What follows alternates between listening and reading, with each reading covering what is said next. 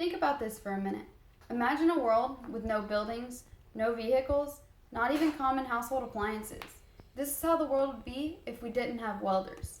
The welding industry is always looking for new recruits to build and innovate the world. As said in Welding for Dummies, I couldn't imagine a world with no welders.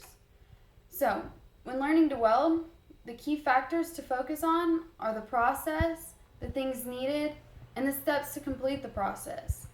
So I'm going to explain to you the process to help make the steps easier to understand. So, welding is just bonding two pieces of metal together. As said by Lincoln Electric, there are many ways to join two pieces of metal together, but the most common way is welding for its versatility, strength, and efficiency. Today I'm teaching you shielded metal arc welding. So we're going to start with the electrode. This is a rod made of carbon steel. Covering it is a substance called flux. The flux is to protect the weld. The electrode is going to melt, bonding the two pieces together. This electrode goes into what's called the electrode holder, or as welders like to call it, a stinger. The electrode goes into the stinger, and the stinger is connected to the machine. When the machine flows energy through the electrode holder, through the electrode, and then into the metal, it has to go somewhere. The electricity then flows into what we call the ground clamp. It allows the circuit of electricity to flow. Without it, nothing happens. So, think of it like a circle. From the machine to the stinger to the electrode, the metal, and then the ground clamp back to the machine.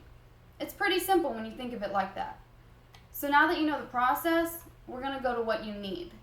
The most important part about welding is your PPE. This is personal protective equipment. It keeps you safe. You need safety glasses, a welding hood, flame-resistant gloves, fire-retardant shirt, pants, and preferably boots. When welding, it gets really hot. So if you don't have these, you're gonna get burned.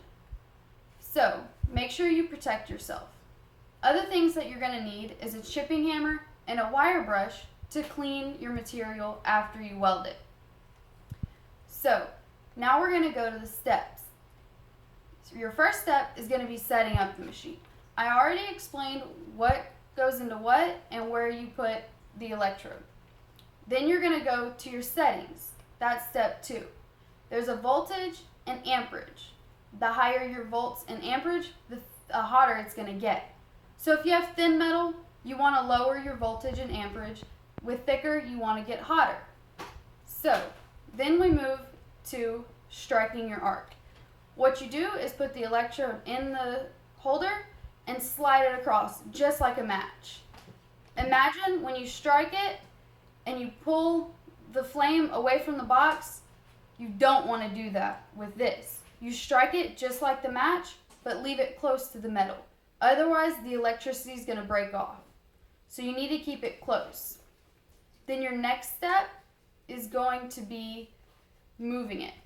You move it to where you want to start and hold it there to create the puddle. The puddle is your actual melted metal. This is how you're going to drag your weld across the metal. All you have to do is move it around in your own method. There are many different types of ways people move their stick. It makes it look different, maybe better, maybe worse. It helps to play with it a little bit and decide how you feel comfortable doing it. The most common is just to drag it. It's easy, looks good, and it's not hard to learn. So then, once you're done with your weld and you're at the end point, what you want to do is while you pull it off of the metal, slide backwards. This prevents a little bubble forming at the end of your weld. It looks really bad.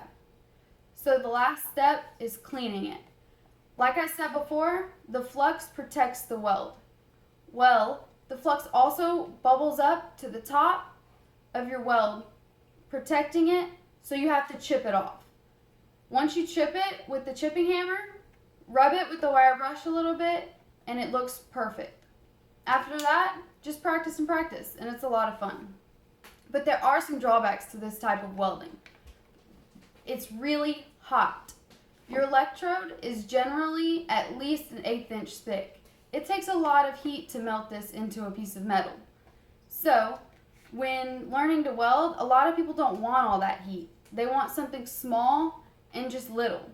So, according to the book, Sheet Metal Forming and Fabrication, other processes are performed at lower amperages, therefore less heat. So sometimes other processes are preferred to keep from melting through what you want to weld. So, what you just learned is really high heat. So, remember how hot it is, your protective equipment, and what you need to perform this. In conclusion, the key factors, what you need, the process, and the steps to complete the process are important. According to the American Welding Society, welding is a process that has had a major impact on metalworking and product engineering. Maybe this explanation was just interesting. Maybe it piqued your interest in a career idea. Either way, your knowledge about it can help improve the industry. After all, a world without welders would be like a body with no bones.